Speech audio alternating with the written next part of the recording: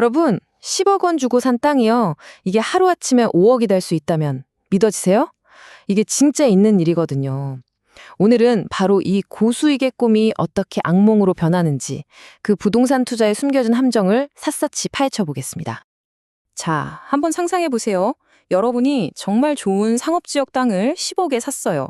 그런데 갑자기, 정말 갑자기 그 가치가 딱 절반, 5억으로 뚝 떨어진다는 거예요. 아니, 왜? 도대체 왜 이런 일이 생기는 걸까요?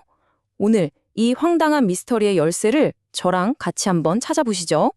이야기는 보통 경매에서 시작돼요. 딱 봤는데 와, 진짜 누구나 탐낼 만한 상업 용지가 나온 거예요.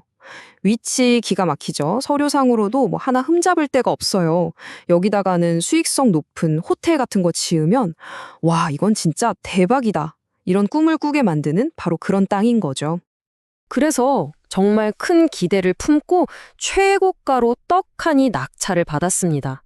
이제 꿈에 그리던 호텔만 지으면 되는데 갑자기 정말 청천벽력 같은 소식이 날아오는 겁니다.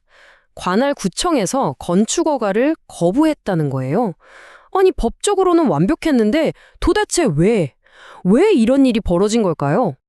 자, 이 황당한 허가 거부의 이유를 알려면요, 우리가 흔히 보는 그 빽빽한 법조항, 그거 너머를 봐야 합니다.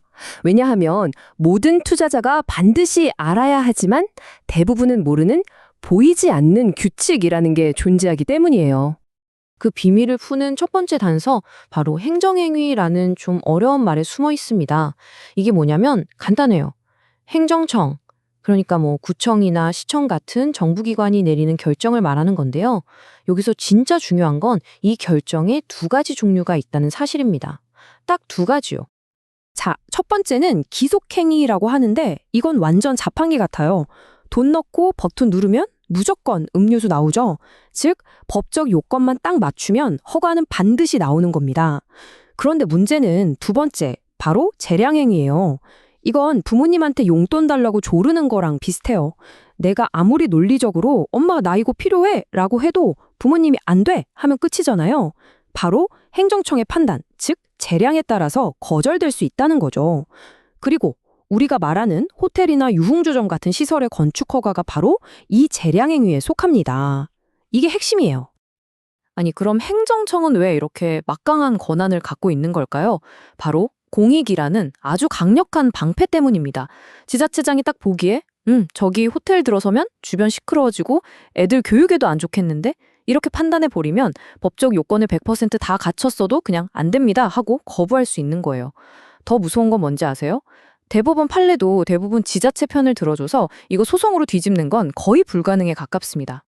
자, 그렇다면 만약 여러분이 이 땅을 덜컥 낙찰 받았다면 구체적으로 어떤 현실적인 장애물, 그러니까 넘어야 할 두 개의 거대한 벽을 마주하게 될까요? 그 두 개의 벽은 바로 첫째, 교육환경보호구역이라는 벽, 그리고 둘째, 건축위원회라는 벽입니다. 이 두 개의 벽 중 하나라도 넘지 못하는 순간 여러분의 꿈은 그대로 악몽이 되는 거죠. 자, 첫 번째 벽부터 보시죠. 교육환경보호구역.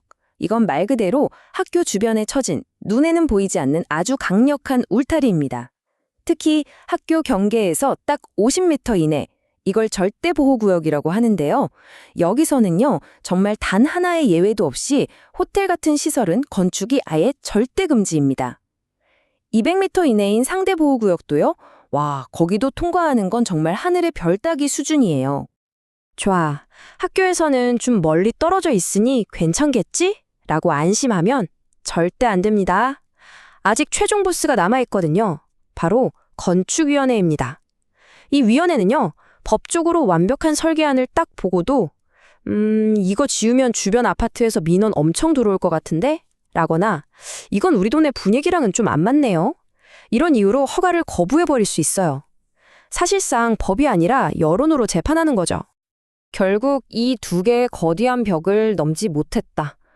그럼 투자자는 대체 얼마나 큰 경제적 타격을 입게 될까요?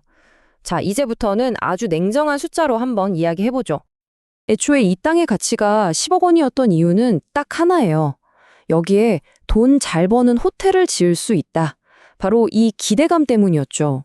그런데 그 기대가 와르르 무너지는 순간, 그러니까 호텔은 안 되고 그냥 평범한 상가 하나 지으세요가 되는 순간 땅의 가치는 보시는 것처럼 그대로 반토막이 나버리는 겁니다.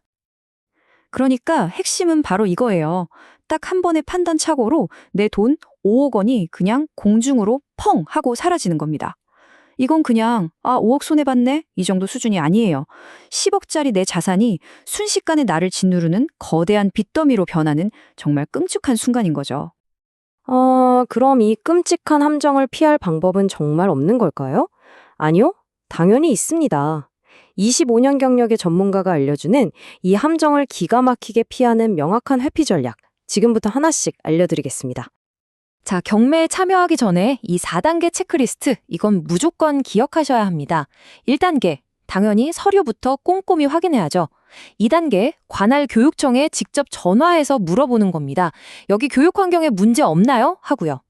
3단계, 아는 건축사에게 부탁해서 간단한 가설계라도 한번 받아보는 거예요. 실현 가능한지. 그리고 대망의 마지막 4단계, 이게 제일 중요합니다. 구청 담당 공무원한테 직접 찾아가서 그냥 돌직구를 날리세요. 그래서 결론적으로 이 땅에 호텔 지을 수 있습니까? 없습니까? 이렇게 최종 확인을 받아내야 합니다. 그리고 이 모든 과정을 관통하는 이 한 문장을 가슴에 새겨야 합니다. 건축 허가는 법만으로 결정되는 게 아니라 여론과 지방 정책에 따라 결정된다. 결국 중요한 건 서류 쪼가리가 아니라는 거죠. 그 지역 사람들의 마음, 그리고 지자체의 정책 흐름을 읽는 것. 이게 바로 핵심이라는 겁니다. 자, 이제 여러분은 이 보이지 않는 규칙의 존재를 알게 되셨습니다. 그럼 다시 한번 여쭤볼게요. 만약 바로 여러분 눈앞에 이런 땅이 나타난다면 이 모든 위험을 알고도 투자하시겠습니까? 아마 처음과는 대답이 좀 달라지지 않았을까요?